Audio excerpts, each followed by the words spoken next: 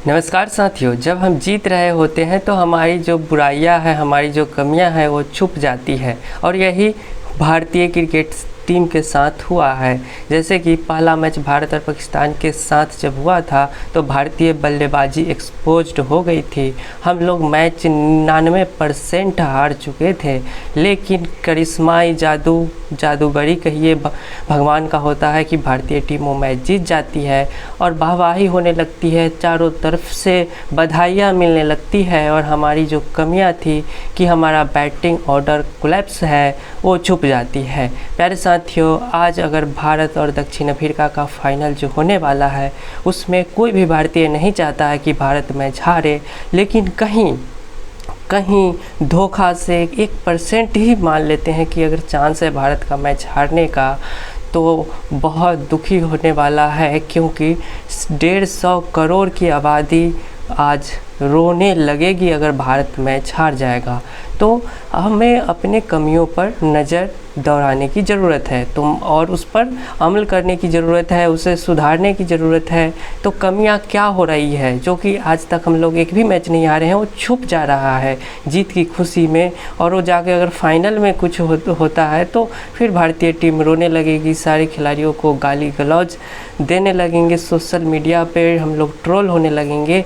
इसलिए कुछ गलतियां हो रही है, उसके बारे में मेरा जो मानना है वो है, पहला गलतियाँ ये हो रही है कि विराट कोहली से ओपनिंग करवाया जा रहा है और टीम सिलेक्शन में भी गलतियाँ हुई है।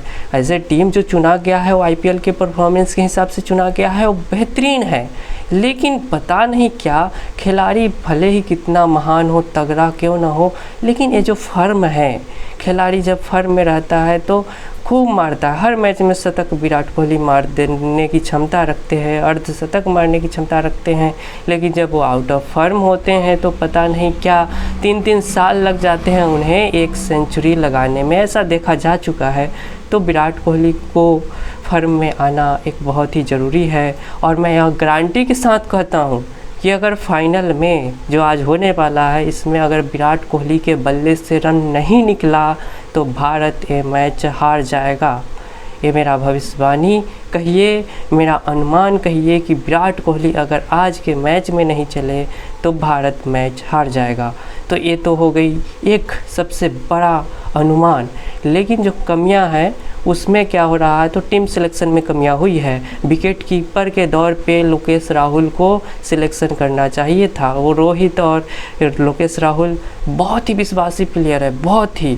और विश्व के बड़े बड़े बल्लेबाजों का कहना है कि लोकेश राहुल के पास जो टेक्निक है, जो कला है, खास करके वनडे में, वो अविश्वसनीय हैं। कलाइयों में बहुत ही अच्छा ताकत है, बहुत ही भरोसेमंद खिलाड़ी है लोकेश राहुल। तो वो उनसे विकेट कीपिंग करवाया जाता, खैर छोड़िए, वो तो अब वापस नहीं आ जाता, बट वो ऐसा होना चाहिए था। और लोकेश राहुल, रोहित शर्मा ओपनिंग करते, विराट कोहली थर्ड पे आते। ठीक है, लोकेश राहुल नहीं है तो अब उनको ही जायसवाल से ओपनिंग करवाते, रोहित ओपनिंग करते, विराट कोहली थर्ड पे आते। वो भी नहीं है तो खैर छोड़िए। अब क्या करना है, विराट कोहली को इस मैच में चलना है। अब लोग जायसवाल को आप क्यों नहीं अब खिला सकते हो, क्योंकि इतने मैच में उन्हें एक भी मौका नहीं दिया गया, तो अब अचानक तो आप जायसवाल को खिला नहीं सकते और नहीं खिलाना भी चाहिए। तो खैर अब इन बीती बातों को याद करके कोई फ़ायदा नहीं होने वाला है। तो रोहित और विराट ही ओपनिंग करे, लेकिन रोहित शर्मा को इस मैच में चलना चाहिए। अब रही बात, एक सिलेक्शन जो ख़राब हुआ है वो रहा है जो शिवम दुबे। मान लेते हैं उनके पास अच्छा ताकत है, शरीर भी है रिंकू सिंह से अधिक, लेकिन रिंकू सिंह में जो 6 मारने की जो एबिलिटी है ना, वो मैं देख चुका हूँ। 5 बॉल पे 5 छक्के लगा करके मैच को जिताना अविश्वसनीय है, अकल्पनीय है, असंभव को संभव करने जैसा है। और मैं बड़े दावे के साथ कह सकता हूँ कि रिंकू सिंह में मैंने T20 में वैसी झलक देखी है जो MS धोनी में भी नहीं थी। MS धोनी से भी अच्छा फिनिशर मैं रिंकू सिंह को मानता हूँ। जब वो कठिन से कठिन सिचुएशन भी रहती है तो वो घबराते नहीं हैं, बड़े ही शांत स्वभाव के, प्रेशर को लिए बिना मैच को फिनिश करने की जो एबिलिटी थी वो ऐसा गजब था कि मैं भगवान से प्रार्थना करता था, अपने दोस्तों से कहता था कि इन्हें किसी की नज़र न लगे, लेकिन उन्हें टीम में नहीं लिया गया। ये भी बहुत ही दुखद है। मे भी शिवम दुबे के पास ज़्यादा पावर है, लेकिन फर्म भी कुछ चीज़ होती है जी। फर्म आप देख रहे हैं कि शिवम दुबे नहीं चल रहे हैं, विराट कोहली नहीं चल रहे हैं। भारतीय टीम जो पिछले साल 2022 में गलतियां कर रही थी वही गलतियां आज भी करते आ रही है। जो टीम आपने पहले मैच में खिलाया उसी से आप ढोते चलिए फाइनल तक। कुछ कमियां दिखी तो उसको बदलिए। उस पर रही बात, एक और कमियां जो है मैंने गौर करता हूं कि जब जब हार्दिक पांड्या चलते हैं तब जडेजा नहीं चलते हैं, और जब जडेजा चलते हैं तो हार्दिक पांड्या नहीं चलते हैं। दोनों में क्या आपसी है, कुछ लक का फैक्टर है। तो इस पर मैं बताना चाहता हूँ 2017 का चैम्पियंस ट्रॉफी फाइनल हुआ था, उसमें जडेजा ने मैच हरवा दिया था पाकिस्तान के खिलाफ, मतलब हार्दिक पांड्या को रन आउट करवा दिए थे, वो मैच आपको याद होगा। तो उसी प्रकार से 2019 में जब भारत और न्यूजीलैंड के बीच सेमीफाइनल मैच हो रहा था तो उसमें मैं हार का दोषी जडेजा को नहीं बल्कि मानता हूँ हार्दिक को। उस मैच में जडेजा तो विजयी भारत को मैच जितवा ही देते, लेकिन हार्दिक पांड्या ने ऐसा कचरा खेला, 60 बॉल में 32 रन बना के आउट हुआ हार्दिक। तो 2019 का सेमीफाइनल का जो हार का कारण था T20 विश्व कप का, उसका मैं हार्दिक पांड्या को मानता था। अब इस वाले मैच में जो हार्दिक पांड्या को लोग IPL में ट्रोल कर रहे थे, लेकिन हार्दिक पांड्या ही सबसे विश्वासी प्लेयर मुझे इस T20 वर्ल्ड कप 2024 में लग रहे हैं। हार्दिक पांड्या ही मैच को जिताते आ रहे हैं और इस मैच में भी जिताएंगे, लेकिन इस मैच में रोहित का चलना तो चलना ही है, विराट कोहली को चलना पड़ेगा। तो ऐसा है, मतलब तुक्का से मुझे लग रहा है कि आप जडेजा को ड्रॉप ही कर दीजिए, ठीक है, और सिराज को खिला लीजिए, सिराज को खिलाइए या फिर एक बैट्समैन को ही खिला लीजिए, तो मुझे लग रहा है कि ज़्यादा बेहतर होगा। क्योंकि प्यारे साथियों, साउथ अफ्रीका एक ऐसी टीम है जो स्पिन जो है सबसे बेहतरीन खेलती है। ये जो हेनरिक क्लासन जो है ना, इतना तगड़ा, आजकल डिविलियर्स से भी अच्छा स्पिन खेलने वाला प्लेयर।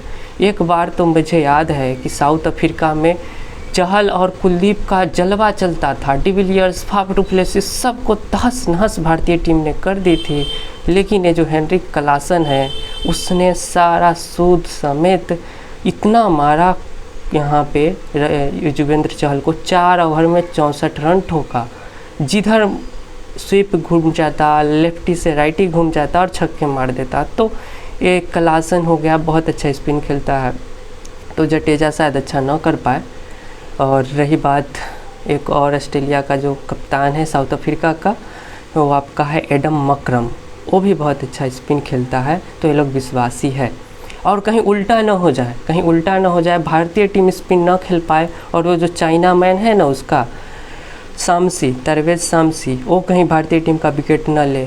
और आप केशव महाराज को जानते ही हैं, बहुत ही सटीक लाइन लेंथ के साथ गेंदबाजी करने वाला केशव महाराज भारतीय टीम को मारने तो नहीं देगी, मतलब ऐसा लेंथ डालती है, प्रोजेक्टाइल ऐसा गेंद डालती है कि बल्लेबाज को एलिवेशन ही नहीं मिलता है कि वो गेंद को 6 के लिए उठा पाए। तो वो भी अच्छा स्पिनर है।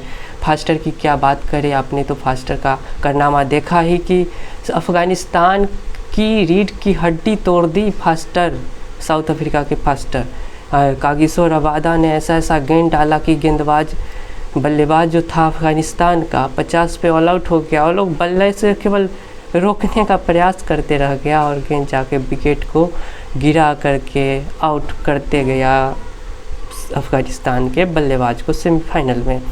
तो भारतीय टीम के पास स्पिनर से डरने की ज़रूरत है साउथ अफ्रीका के, और फास्टर तो विश्व का सर्वश्रेष्ठ फास्टर अभी साउथ अफ्रीका के पास ही है। मैंने पिछले वीडियो में बोला था कि पाकिस्तान के पास है, लेकिन पाकिस्तान तो अब बाहर हो चुकी है, उसने उतना अच्छा परफॉर्मेंस नहीं किया। लेकिन अब जो सबसे फास्टिंग अटैक, सबसे ख़तरनाक है, नंबर 1 फास्ट बॉलर का जो अटैक है वो है साउथ अफ्रीका के पास। आपको पता होगा आर्ने नोर्किया उसको बोला जाता है, आंट्रे नोर्चिया जो भी हो, उसके पास भी 150 किलोमीटर प्रति घंटे की रफ्तार है। और आपने दिल्ली डेयरडेविल्स में देखा ही होगा किस प्रकार से रबादा और नोर्किया ने दिल्ली को बहुतों मैच एक सीज़न में, आईपीएल के किसी सीज़न में लगभग आधा मैच इन दोनों ने ही जिताया था। बहुत खतरनाक गेंदबाजी करते हैं। और मार्को यानसन जो है वो बहुत ही, कुछ ही दिन पहले उन्होंने अंडर 19 खेला था, लेकिन बहुत ही एक होता है एक्स फैक्टर साउथ अफ्रीका का वो है। तो मार्को यानसन भी बहुत अच्छा लेफ्ट हैंडर गेंदबाज है। ठीक है, अब कहिएगा कि स्टार्क को रोहित शर्मा ने मार दिया तो यानसन क्या है। तो स्टार्क का फॉर्म कभी अच्छा रहता है, कभी बुरा रहता है, कभी वो विकेट लेते हैं, कभी बहुत मार खा जाते हैं, लेकिन यानसन में वो नहीं है। ये बहुत ही सटीक लाइन लेंथ के साथ गेंदबाजी करता है। भले ही उतना घातक यॉर्कर नहीं डालता है स्टार्क की तरह, लेकिन रन भी नहीं देता है। बहुत ही किफ़ायती गेंदबाजी करने वाला यानसन और रबादा और नोर्किया, ये तीनों तो है ही। स्पिनिंग डिपार्टमेंट भी मस्त है। बल्लेबाजी में भी आप देख रहे हैं कि डिकॉक चल ही रहा है और क्लासन का क्लास है ही, मिलर ये सब है ही। तो कुल मिलाकर के रहा जाए तो बहुत ही सावधानी से खेलने वाली मैच है। साउथ अफ्रीका अभी तक कभी भी फाइनल में नहीं पहुंची है, चाहे वो T20, चाहे वो टेस्ट, चाहे वो 50 ओवर का वर्ल्ड कप हो। लेकिन आज जब वो फाइनल में पहुंची है तो मुझे तो लग रहा है कि ज़्यादा चांसेस साउथ अफ्रीका के ही जीतने के हैं।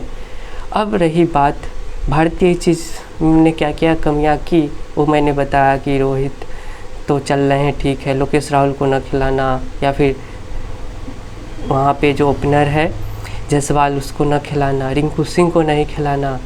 यहाँ पर के मेरा तो मानना है कि वो जो है ना कोलकाता का कप्तान श्रेयस अय्यर, वो बहुत ही प्यारा बैट्समैन है यार। उसमें जो खड़े खड़े छक्के मारने की जो एबिलिटी थी वो वन ऑफ द बेस्ट है। भारत में कोई भी प्लेयर अगर सबसे आसानी से छक्के मार लेता है तो मुझे लगता है कि वो श्रेयस अय्यर ही है। तो उसे तो टीम में होना ही चाहिए था, वो नहीं है। ये सब कमियां हैं, इस सब को सुधारा जा सकता था।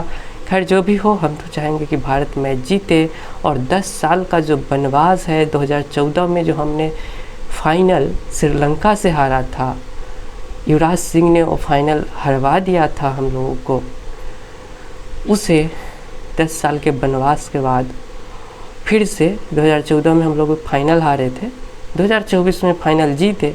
लेकिन मुझे तो लग रहा है ज़्यादा चांसेस 60% लग रहा है कि हम लोग के हक में नहीं है वर्ल्ड कप जीतना। कुछ नज़र भारतीय टीम को लग गई है।